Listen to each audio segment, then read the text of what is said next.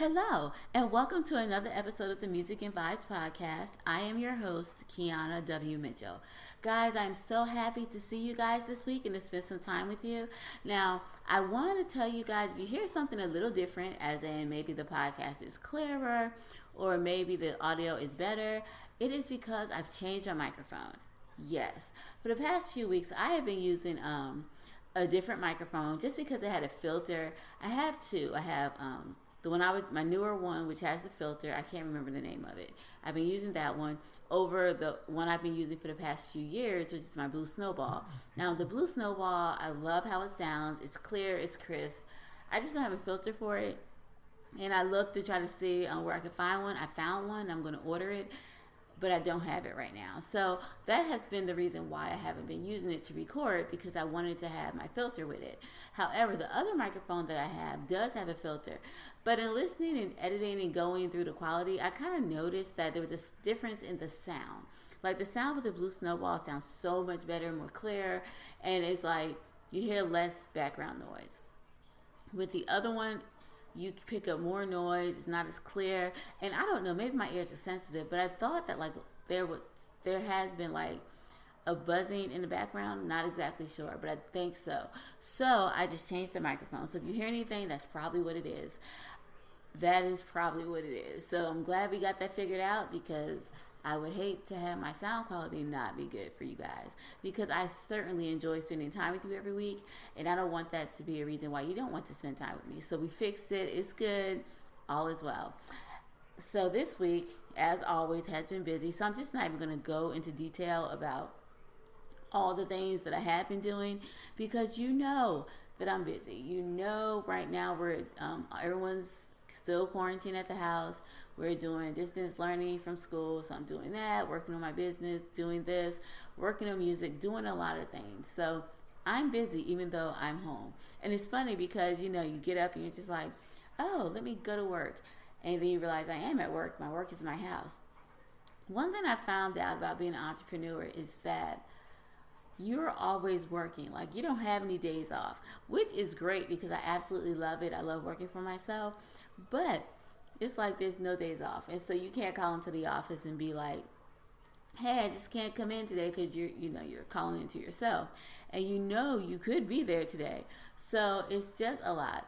Now, what I've done to make sure I get things done, because sometimes I am tempted just to lay down and watch television all day, especially if it's like Deadliest Catch. Love that show. Or what's the other show I like to watch? I think it's called See No Evil. Anyway, if it's one of those shows and I just, you feel lazy and you just want to binge watch. So it is a lot of time to do that if you're not focused. But one thing I found that has helped me out a lot is that I write things down on my calendar that I need to do throughout the week. So what I do is, like on Sundays, I try to do it on Fridays, but that's not always possible because I'm finishing up work for the week. And when I plan my calendar, it takes a lot of time. So what I typically like to do, whether it's Friday or whether it's Sunday, I sit down and I write down the goals I want to accomplish for the week. Then for every day during that week, I break down one or two things that I want to do to get me, so that by the end of the week, that goal would have been met. So I do that, and I live by this calendar. Every single day, crossing it off, working it out. I do have a little flexibility, which I've recently learned to put in, because before it was strict, like Monday, Tuesday, Wednesday, Thursday, Friday. Get it done, that's it. But I've learned that I need to add some flexibility in my life, because I kind of can get like intense or rigid or not want to change and not want to do something else. So to make things better, I have decided to leave Fridays as my flexible days. So if I don't finish everything that I need to do during the week, I can always finish it up on Friday. And if I don't get my calendar completed on Friday, it's fine. I can just do it Sunday. So I've learned to be a little flexible. And I think that is what this whole quarantine thing has taught me, to be flexible. Because before, flexibility was not really something I had to do, because I would drop the kids off at school, come home, work, go pick them up, and I get everything done because I had a good 6 to 7 hours to work. But now it's not like that. Now it's like trying to adjust with them being home, my husband, everybody being in the house. So working has required me to be flexible. So it's like if I don't work in the morning, that's fine. I can do it in the afternoon. If I don't do it in the afternoon, I can get it done the next day. But the point is, it's like I have learned to be flexible instead of being so hard on myself to get things done. This week, the thing that has helped me, I thought was actually inspiring. I'm in different Facebook groups, and I can't remember which one it was, but one of the Facebook groups that I'm in, this lady was asking a question. She's like, so has anyone else been having a problem teaching their kids, working from home? And she listed a whole bunch of things that I have been going through myself. And she's like, how do I deal with this? What do I do? And the first thing I wrote down was like, you have to be flexible. Like, it does not have to get done immediately.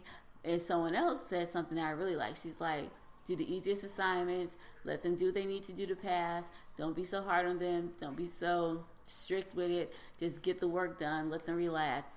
And I totally agree, because that's what I've been doing. And it's been working for us. And I've learned that flexibility has helped me a lot to be able to manage and balance like family, work, and everything. So what I want to do is tell you, I know last week we talked about being kind to ourselves, and I just want to encourage you to continue to be kind to yourself this week. Just realize you are not perfect. There's no way you're going to get all this stuff done. So do what you can. Do what you can and do it to the best of your ability, and continue to learn so that you can get better and improve.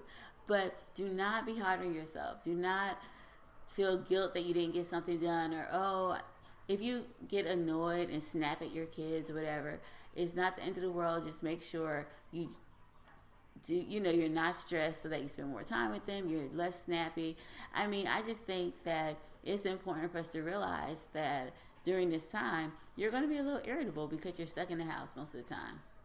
And you have kids with you all the time, if you have kids. Or you're going to be lonely. I mean, there are so many factors and things I can't even begin to speak on because I don't know your particular situation. But I do know that during this time, we're going to have challenges. And the greatest and the best thing that we can do during these challenges is to be kind to ourselves and not to be so hard on ourselves, and just to give ourselves leeway to learn from our mistakes and give ourselves leeway to make these mistakes, because that is when you can accept who you are and who you... It's a way of self-assessing, I guess. You can accept who you are and be kind to yourself. This is also Mental Health Awareness Month, and I know that a lot of people struggle with that.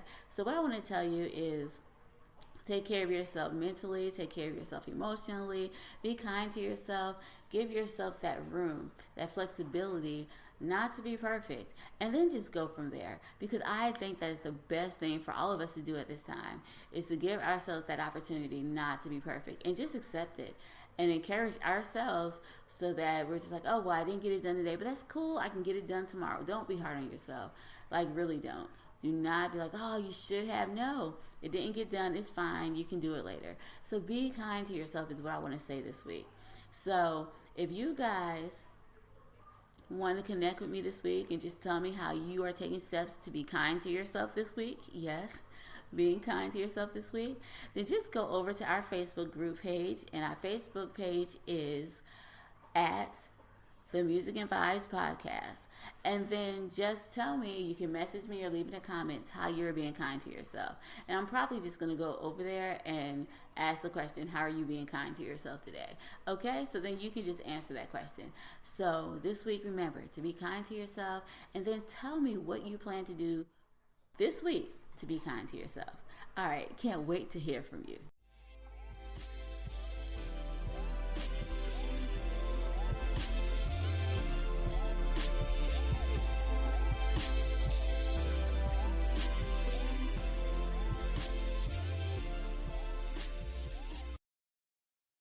Today on the podcast, I would like to talk about how you can stop your past relationships from affecting your current relationship or future relationships. And I know you're asking me, what in the world does this have to do with anything? Like, how does my past relationship affect me? Well, let me just tell you, your past relationships does affect you. And here's how it affects you. It doesn't just affect you, it affects your current relationship, or if you're not in a current relationship, it's going to affect your future relationships. And here's how. Okay, so let's say you're in a relationship where maybe your spouse, maybe your ex was controlling, was always trying to control you and everything. And you go to another relationship and the person is not controlling, but if they call maybe one too many times or something, you're like, oh, they're just trying to control me. Or if they care, be like, well, I probably wouldn't do this, or maybe you shouldn't. Then you might feel like you're being controlled when they are not trying to control you. They're just telling you their opinion. So you see how that could work out. You may take that past relationship and bring that same baggage in and just feel like you're trying to be controlled. Or let's say you were in a relationship where the person was not nice to you. They could have been verbally abusive, or maybe they put you down all the time. But then let's say you go to another relationship and the person's not doing that at all. But you take the same issues that you had there and the same walls that you built up, and you won't let that person get close to you because you're afraid that they're going to hurt you, or you get, when they make any suggestion or you get upset, you're like, well, nobody's ever going to treat me like this again, and you release all your frustration and anger on them, not because of what they did, but because of what the person before them did. And so this is why it's important that before we get into any new relationships, you need to deal with the baggage that you've acquired and accumulated from past relationships, so that you do not sabotage your relationships that you are in now or that you're going to currently get into in the future. So this is important, why you should resolve these issues before you move forward. Now, I know it's easier said than done, and of course a lot of us don't resolve issues before we move forward. We just assume, oh, we're good, and oh, this person just wasn't right for me, and we just move on to the next person. So if you've done that and you're already married, you may start to see that now these issues are starting to come up again, not because of what your current spouse is doing or your current relationship is doing right now. It's just because in the past you were in negative relationships, and what you learn from that relationship is not to trust. What you learn from that relationship is that you have to stand up for yourself. What you may have learned from that relationship is that, hey, I got to take care of me. And all of these things you're bringing to your current relationship, where the situation is different, and the lessons that you learned there, which are good and they're going to help you in the future, and they're going to help you, and they probably help you survive and get through that, are not necessarily what you need to be bringing to your current relationship or to your current marriage, because it does not apply. The rules don't apply for this one. Maybe it applied for that relationship, but not for this one. And maybe you're having some difficulty trying to merge the two together. Like, oh, well, this happened in the past, it could happen now, and it could be causing issues in your relationship. Now, here are a couple examples of what I'm talking about. Now, for all of you who listen to the podcast on a regular basis, you know that I love reality TV. Okay, I just can't get enough of it. Like, I will sit and binge watch all day. That is why, as I mentioned earlier in the episode, calendars help me, because I do not write TV on it. So I know I cannot do any TV or watch anything on television until I am finished with everything that I have to do. So here are a couple examples of what I'm talking about. The first example that I want to talk about is a movie I saw a few years ago. It's by Tyler Perry. It was called Why Did I Get Married? So it was like a sequel. They had Why Did I Get Married, and then Why Did I Get Married Too? And I saw both of them. So I'm just going to briefly tell you what they were about. Guys, I'm sorry if you've never seen it before. This is a spoiler alert. Sorry, but it goes with what I'm talking about, so I have to kind of tell you about it. But I'm not going to go into detail for a couple of reasons. One, because I don't remember every single detail in the movie. I just remember enough to briefly tell you about the movie so that we can discuss it for this episode of the podcast. But I don't know enough about it to tell you everything that happened in the movie. So anyway, on this movie, it starts off with 4 couples who were best friends, and they would always go places together. And for some reason, they would do like a couples retreat every single year. So they had different couples. You know how it is. It's like one couple that seems to be perfect, and they're the people who want to advise everybody on their marriage. Another couple who always fighting each other, but for some reason they still stay together. Another couple where things seem to be okay between the two of them. They have their issues, but they're all right. And then there was this one couple where the guy was cheating on his wife. He was dogging her out. He was being mean to her, putting her down verbally. He was verbally abusive, I would say, but he was putting her down all the time. It was not a good relationship, but for some reason they were still together, and they had been for a long time. So, like in the first movie, they went to this retreat. Things happened. She found out that he had brought somebody else there while he was there with her. and she found out he was having an affair, that he said some mean things to her. So she just left. Like, she literally just left the retreat, and she just did not come back. And they didn't see her for a year, but in the meantime, she went and she found this other guy who treated her really, really nice. He was like the police officer of a small town, and they ended up getting together and getting married. And so that was the first, why did I get married? Okay, so second one, there's still in the second, in the why did I get married too, it's pretty much the same couple.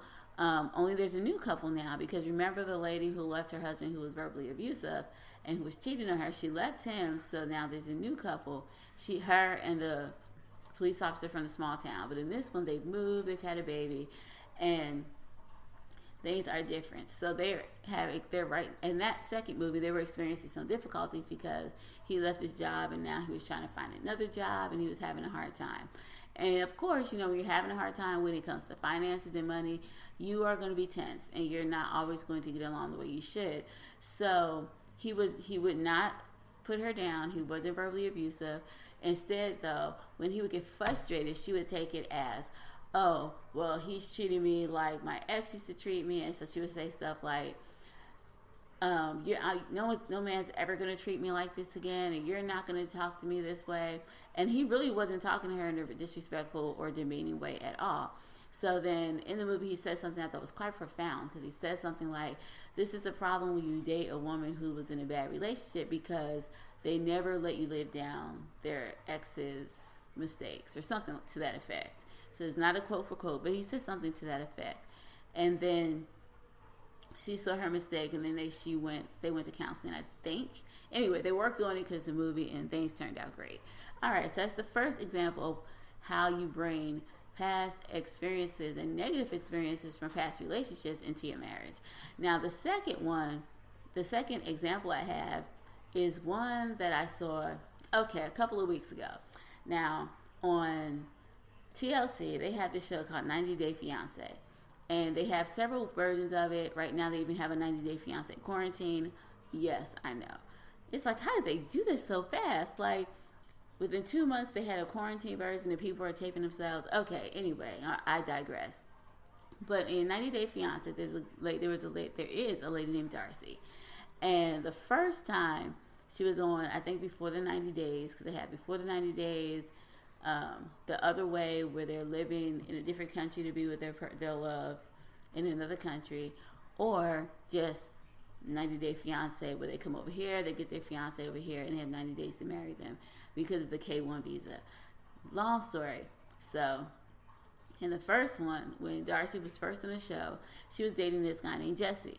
And Jesse, he was verbally abusive. He was not a good guy from what I saw on TV. The way he was represented, because I don't think it's fair for me to say he wasn't a good guy, because I don't know him. And I do know that when it comes to TV, things are cut and spliced to make it look a certain way. And I know, even though it says reality TV, it's not really quote-unquote reality. So I'm just going to say, the way he was represented, he appeared to be kind of a jerk. And he was mean, and he was demeaning, and he was verbally abusive. And he always tried to make her think that everything was her fault. So from what I saw on the show, he kind of tore her down. And she was like an emotional wreck, trying to do everything she could to please him. And of course, that did not work out. So I think they broke up, the first one. But then they decided to try it again. So he comes back into her life, and that's a wreck. It does not work. It breaks up. It does not work out well. So he ends up taking her somewhere to break up with her. So that ended badly. Okay, so those were the first two times Darcy was on a show. Then she was on the show again in The Other Way, 90 Day Fiancé The Other Way, because she went over to England to meet her new boyfriend at the time, who was Tom.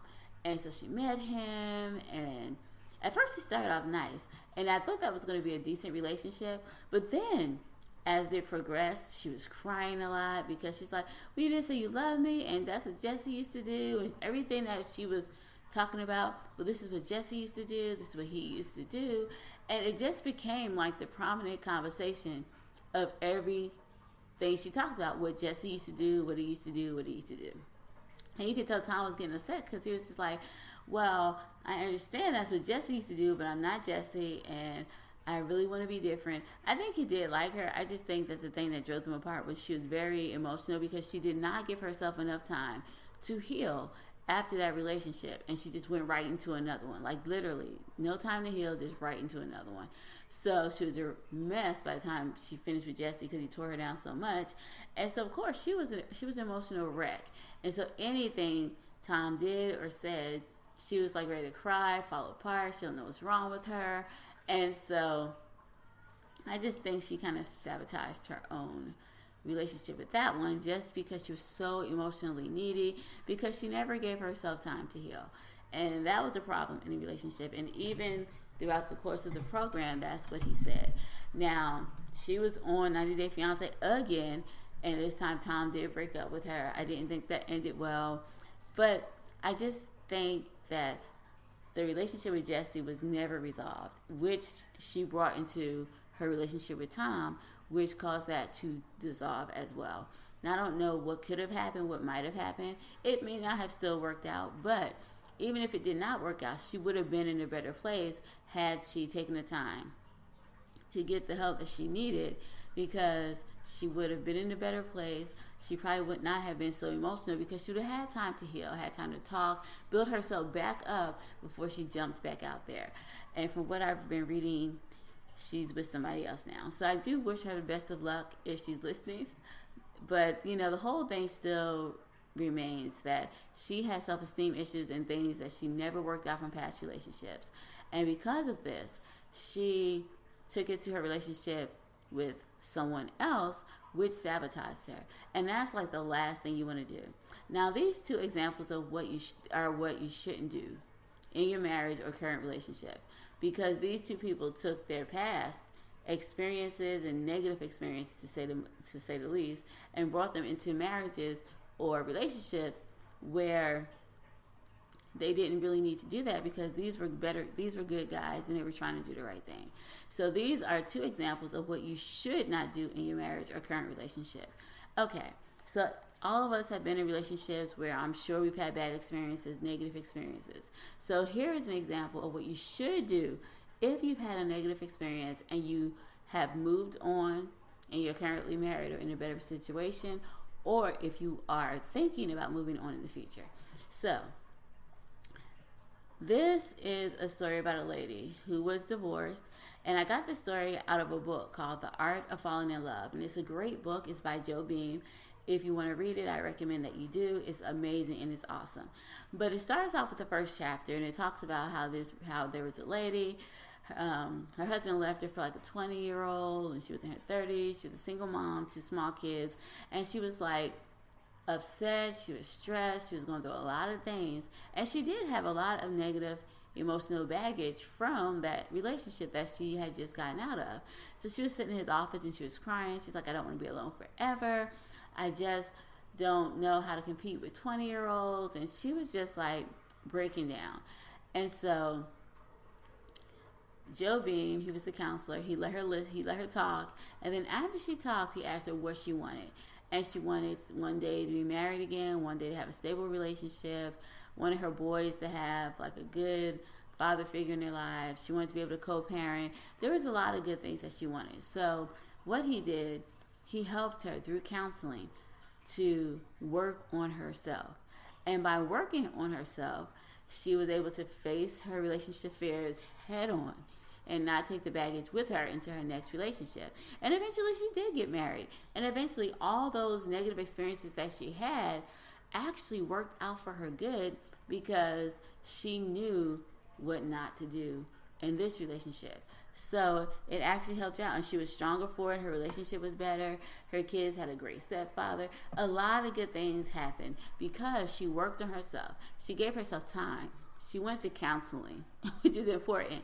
And she was able to have a thriving, healthy relationship without bringing any of the negativity or baggage into her marriage. So this is what I want to talk about. We had 3 separate stories, 2 outcomes that were the same because they did the same thing. They didn't get help. or work through their baggage before they moved on to the next relationship.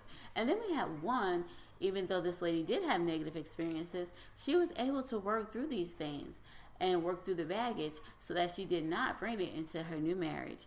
So if you guys are in a marriage right now, you did not work through the baggage. I don't want you to panic. I don't want you to be afraid. Okay, here's the deal. If you see yourself like self-sabotaging or bringing all that negativity, the distrust, the anger, the frustration into your current relationship, then great. Today is the day you can stop doing that. Okay, yeah, just stop it. Don't do it. Just stop. And then the first thing that I suggest that you do would be to find a counselor and begin to see them on a regular basis. Now, try not to think of the counselor as someone you go to talk about your problems, because if you think about it like that, then you're going to feel like, oh, I don't need a counselor because I don't have that many problems. I can work through this. I really don't need help. I can just get a couple of books. I should be fine. Because you're not going to go if you think of it like that.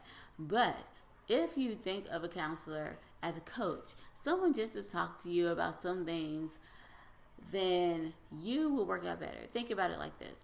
A coach is there to encourage you. They're there to kind of help you see what you need to do. They're not telling you what to do.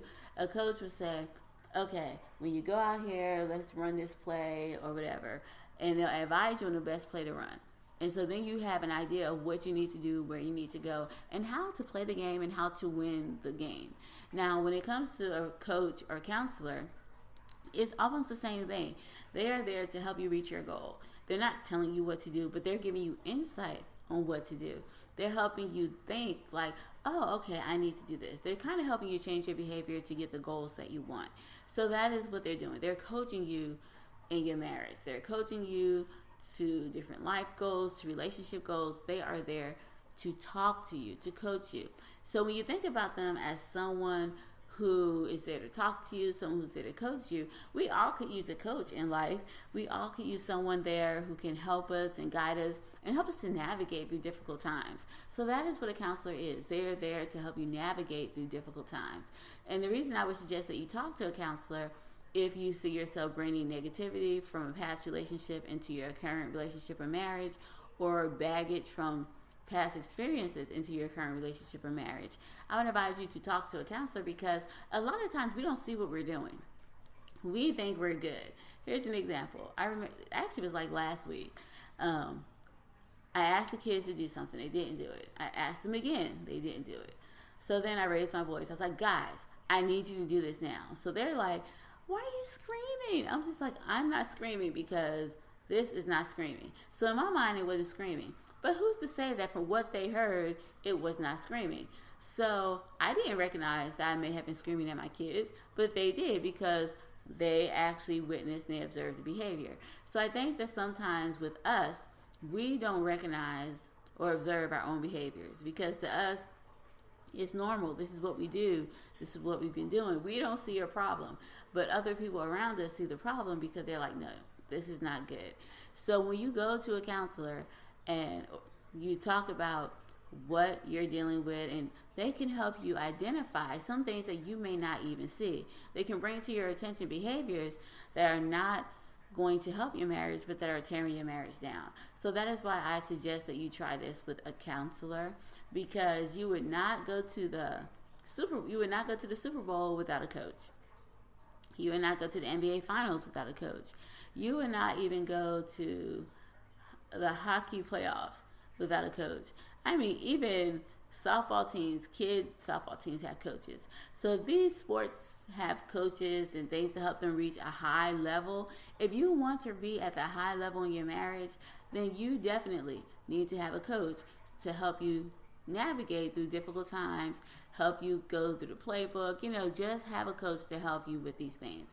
So I would suggest, number one, that you will find a counselor and begin seeing them on a regular basis, to talk to them, get coaching from them, being able to change your behavior and work on yourself. That is what I would suggest. Now, another thing that you can do is acknowledge your feelings and feel them. And I know I say it all the time, but it's true. If you don't acknowledge your feelings, and if you don't allow yourself to feel the frustration and the hurt, then this is one reason why so many people carry these feelings with them. because they don't give themselves time to heal from them. And you can't heal from something you don't feel. That is true. If you don't feel it, you can't heal from it. So it's important to allow yourself to acknowledge your feelings and then feel them. Now, no one likes to be sad, but sadness is important for you to feel so that you can heal from it and work through these feelings. If you don't feel them, you're not going to be able to work through them because you're doing too many things to avoid them. Like you might drink, or you could be so busy all the time because you just don't want to deal with your problems. Dealing with your problems is the best thing that can happen because it's healthy to deal with problems. We have them, it's healthy to deal with them, it's healthy to work through them and to talk through them.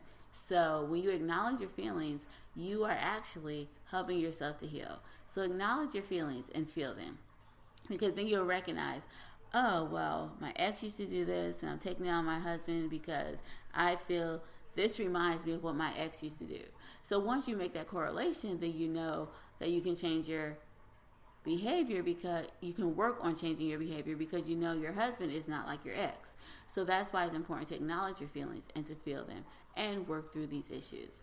Another thing that is important to do is remove yourself from people and things that remind you of your ex or that experience, because the more you're around them, you're constantly reminded of what happened to you in the past, and so you never really have a chance to move on because you're always bringing it up in the back of your mind about what happened. And when you constantly are around different places and things, it will trigger you to think about certain negative experiences and things that have happened to you in the past. That's why when people are going through drug and alcohol counseling, they tell them, whatever it is that triggered you to drink, stay away from it. So people literally have to go through and recognize what triggers them to drink, what makes them feel like they have to drink to deal with the problem that's going on. And once they figure it out, they are advised to stay away from those triggers. And so I will tell you the same thing. If you know that a certain place reminds you of a place where you and your ex used to go and your ex was abusive, or you had some type of negative experience with him, and you're taking it out on your husband or your current boyfriend or girlfriend or your wife, then stop going to that place. Like, just remove yourself from it completely. If there were certain people that you're always hanging around, that hung around your ex as well, stop hanging around them. Give yourself a chance to move on. Remove yourself from those people. If there are just things that you and your ex used to do all the time, then stop doing those things. Anything that's going to remind you of that person or that negative experience that you had with that person, you need to remove yourself from them completely so that you can give yourself a chance to heal. And then most importantly, like, build happy and new memories with the person that you're with, because that's all it is. It's like, we need to move past these negative experiences that you had with someone else in that past relationship that you are no longer in, and make happy, wonderful, playful memories with the person that you are with, so that you will have good memories to focus on and work with the person that you're with. I want you to recognize how the relationship has influenced you. Did it make you wise? Did it make you self-reliant? Did it make you feel like you don't need people? Did it make you feel like, oh, no one's ever going to do this to me again, so you jump at anyone who you think is slightly disrespecting you, when in fact they may just be having a conversation with you? These are important things to recognize, because once you recognize how that relationship has influenced you, then you'll see how you've built up walls to make sure that certain things never happen to you again. And it's those walls that you built up, those are the same walls that are keeping your spouse out. Those are the same walls that are keeping your current boyfriend or girlfriend out of your life, because you're building up walls to protect yourself from something that may not exist, because those walls were necessary when you were with your ex or with that other person where you had that bad experience. But the walls are not necessary right now because you don't need them. It's almost like toddlers when you put up toddler gates. It's necessary at the time that you put them up because they can fall down the stairs, they can get hurt. A lot of things can happen to kids when they're young, and that's why it's important to have that gate up or that wall up. But as they get older, you can take the wall down because the danger is no longer there. So the walls that you've built up in your relationship, that you built up around yourself to protect yourself from the past relationship that you were in, that was necessary. It was normal, and that's probably what helped you survive that negative experience and deal with the issues in that particular relationship. But in the relationship that you're in now, the walls are not helping you because the problem's not there. You don't need those walls. Instead, those walls are causing a problem in your relationship. So you need to start taking those walls down. But until you recognize how you were influenced by that past relationship, then you don't know what to do to change how you're behaving in the relationship that you are. So that's why it's important to recognize how that relationship has influenced you so that you can begin to work toward changing your behavior and not letting it negatively affect the relationship that you're in. Another thing to do is recognize how the relationship is affecting your current relationship, which is important because if you think about it, you may not even think that your current relationship is being affected by your past. But if you ask your spouse, they could probably tell you, well, yeah, you're a little defensive or you don't seem to trust me. And then you'll see. Because here's something I want to say. It's common that a lot of times when people are cheated on, they have a hard time trusting their new spouse or their new boyfriend or girlfriend. Why is that?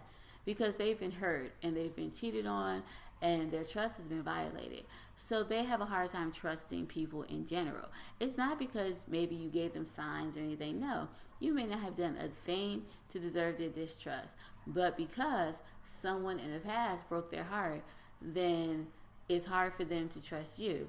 And so that is a problem. And that is how it is affecting that relationship. But until that person realizes, hey, this person cheated on me a lot, and this is why I have a hard time trusting my husband, my wife, my boyfriend, girlfriend, they can't work on that. They can't fix it because you can't fix things you don't see. You can't fix things you don't recognize because if you don't recognize it's a problem, then in your mind and from your perspective, it's not a problem. Now, yeah, it could be a huge problem from the point of view of your spouse or your boyfriend or your girlfriend or your partner. It could be a huge problem, but for you, it may not be a problem. So unless you see it's a problem, nothing's going to happen because they can't change you. Only you can change you. So if you can't see it's a problem, then even if they see it is a problem, it's not going to change and it's not going to get better because you have to change that. So it's important to recognize how that past relationship has affected you and then recognize how it is affecting your current relationship.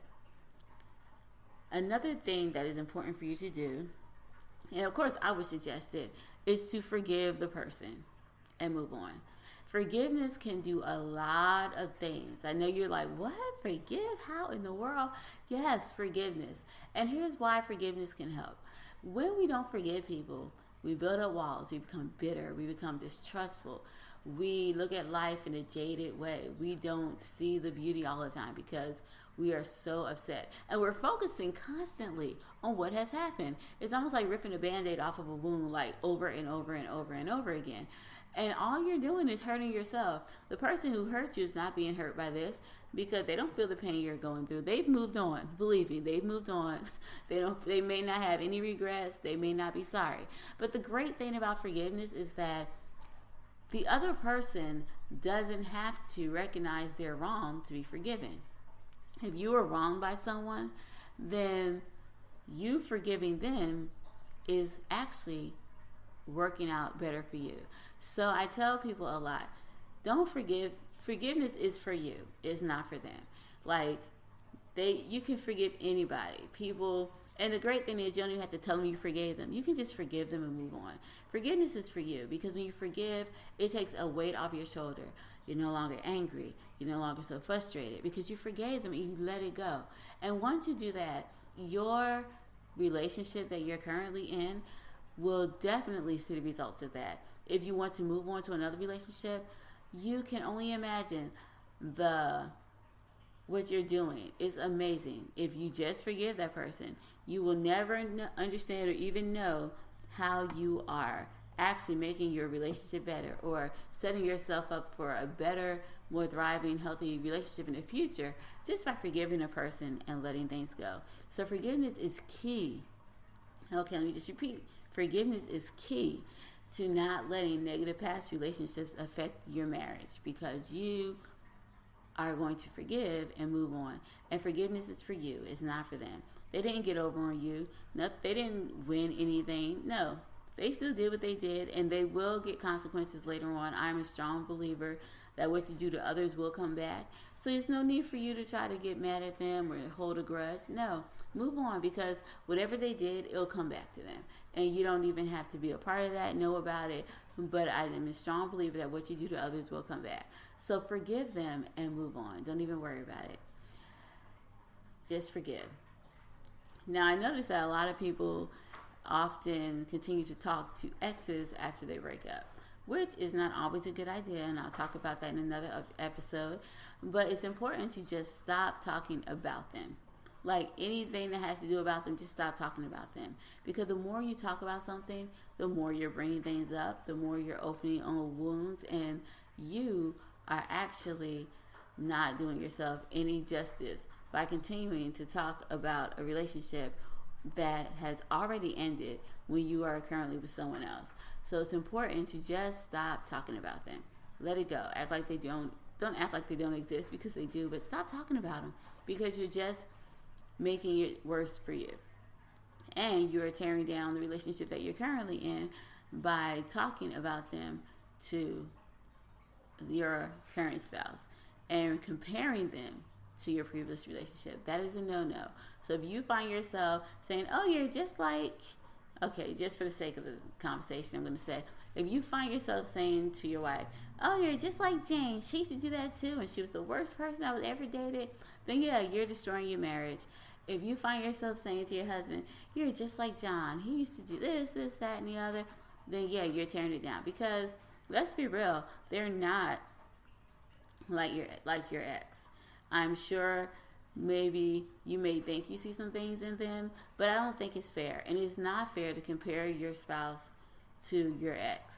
That is not fair. So if you find yourself doing that, stop. Because do not compare anything. There's no comparison. You left that person for a reason, and you're with this person. So you shouldn't compare them to that person, or look for the bad in your current relationship to compare. And you may just be doing that because of the walls that you built up, or maybe there's some triggers or some things that's been said, and you're like, oh, well, he used to say this. And you know what the crazy thing is? Maybe the person you're with now doesn't even mean it like that. It probably has nothing to do with the context that your ex used to use that. So if you find yourself comparing them, your relationship, or even them, stop doing it right now. Just stop, because all you're doing is messing your marriage up. I also need you to stop blaming yourself and to forgive yourself. I know people all the time, and we always say this, myself included at times, said, oh, why did I do this? Well, I was so dumb, I was so blind, I should have seen this.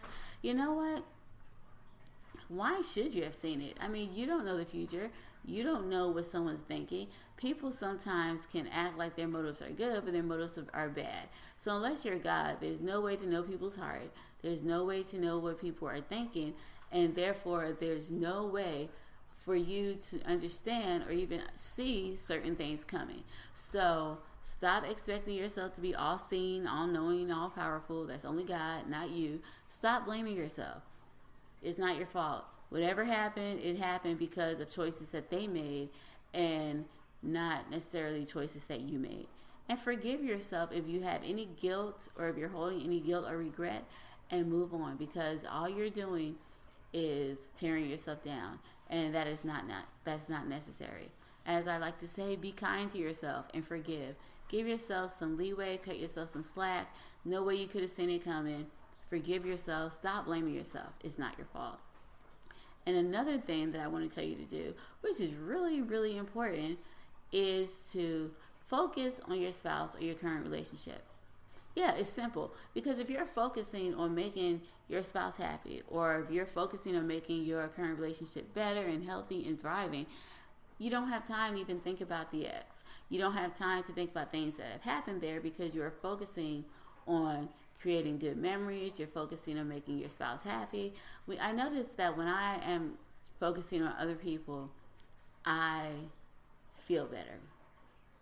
And it's weird, because, and I think the reason why it's like that is because we're not thinking about ourselves. Because let me just be honest, when you're thinking so much about the past experiences that have happened to you and negative things that have happened to you, you are focusing on yourself.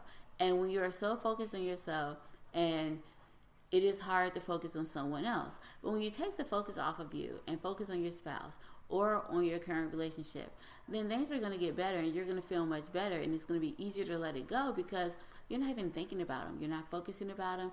You've redirected and reframed the situation, so now your focus is on someone else. So that is a good thing for you to do. And finally, I'm just going to say, the last thing I want to tell you to do is to let it go. Stop holding on to it. Just let it go. You know, it's like almost like a grudge. Like you're mad at someone and you keep holding on and holding on. Once you let it go, you will feel so much lighter. Just stop. Just let it go. Now, here's what I mean by saying let it go. And this is an exercise that you may want to try to help you let it go. What I want you to do is to sit down, write down all the things and all the baggage that you have and all the things that have hurt you in your past relationship or relationships. Okay, write it down, think about it, let it all out. If you have to cry about it, cry while you write it down. If you have to feel anger when you write it down, feel that anger. Whatever it is that you have to feel, write it down and feel it. After you write it down and feel it, I want you to tear the paper up and then flush it down the toilet as a way to symbolize, I'm going to let this go. Just let it go. Then on another piece of paper, write down positive self-affirmations about you and about your spouse or girlfriend, boyfriend, and your relationship. Because when you write down positive affirmations, what you're doing is saying, okay, I went through this experience. It hurt me. This is what happened. This is the past. But I'm not going to let it affect my current relationship, because in my current relationship, I'm with someone who's amazing. We have good qualities. He does this, that, or whatever. And say, I am a better person because of what happened to me. I'm stronger. I don't have to live in my past. I'm with someone who is good to me, someone who I love. I deserve to be happy. And then write down positive self-affirmations, because this is key. We are what we think. And so if you're thinking negative all the time, then you're going to continue to bring these negative experiences into your relationship, which is not a good thing. So positive self-affirmations is key for you to write down and read over on a daily basis, so that you're constantly reminding yourself that you are worthy, you are worth it. You do not have to continue to live in the past, because you are in a better place. So that is important. And last but not least, work on yourself. And that is why at the very beginning I suggested seeing a counselor, because working on yourself is hard work. Believe me, I've worked on myself. Hard work. Everybody who put the work in and worked on themselves will tell you it's hard work, because you are looking at yourself. It's easy to correct other people because we can easily see faults in them. I'm just going to be honest. It's hard for me to see some faults in myself. But when I worked on myself and now I'm able to self-assess, then you begin to see faults in yourself. And let me just say, it's not really faults, it's just some things that you need to work on. So don't put it in a negative mind frame like, oh, that's a fault, I'm not good at this. No, just things you need to improve on, things you need to work on. So I'll just say, work on yourself, improve the things that you need to improve and work on, strengthen the things that you're already good at, and just love yourself and let go of anything negative that is holding you back or destroying your relationship. Now, the song that we're going to listen to today is called Moving On.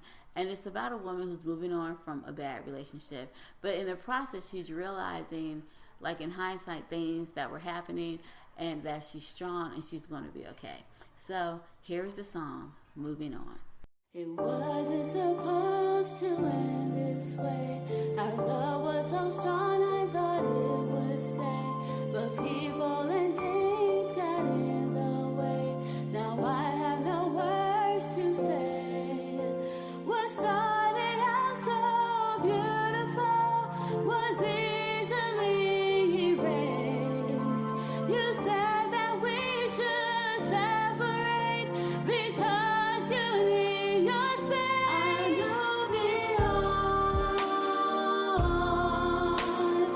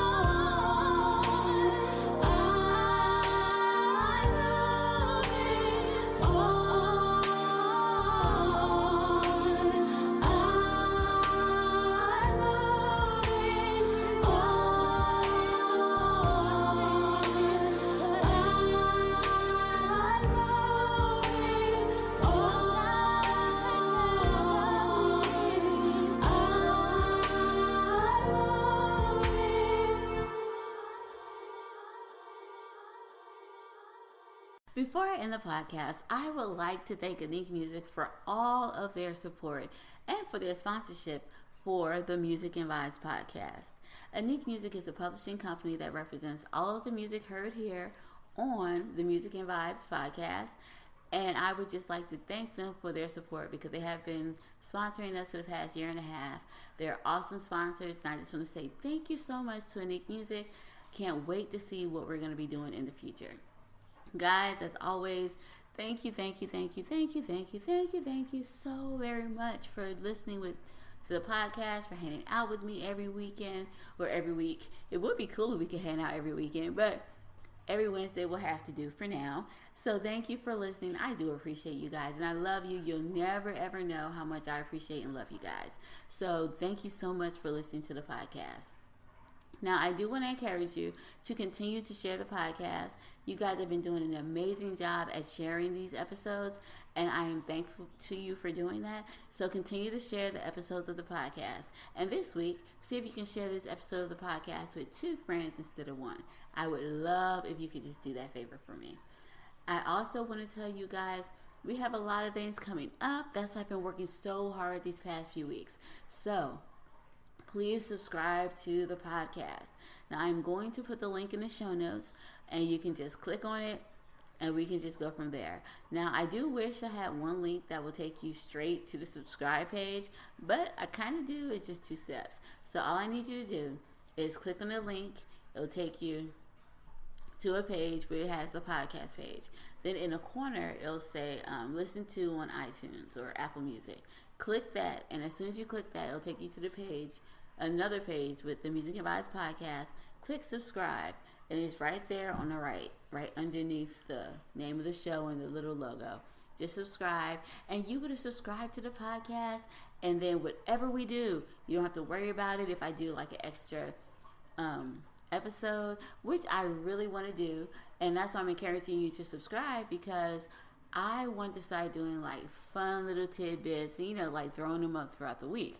But if you're not subscribed to it, I'm afraid that you're not going to get to hear it. And since I want you guys to hear it, what is the point of doing it if you're not going to hear it? So please help me help you and subscribe to the podcast so we can get these fun tidbits. And I do want to do something, maybe even on Fridays, where we do an extra episode. But I need you to subscribe to the podcast so that you will get this in your, wherever you listen to podcasts, you will get these new episodes and you'll be able to listen to them. All right, well, guys, if you want to contact me, I am always excited to listen and to talk to you guys. So if you contact me, I promise I will engage with you. I will talk back. I will respond. So feel free, contact me. If you have any questions, anything you want to know, just contact me, and I will be more than happy to respond. So the contact information I'm going to also put in the show notes, because I know if I give it to you now, which I can do, you're not going to be able to write it down if you're driving, or even if you're at home and you're distracted, you're not going to be able to do anything with that. So I'm going to put it in the show notes, I promise you, so that you will have it, and all you have to do is click on the link so you can contact me. All right, well, guys, that is it. I love you so much. Thank you for listening. And until we meet again next week, have an amazing day and a safe and happy rest of your week. All right. Bye-bye.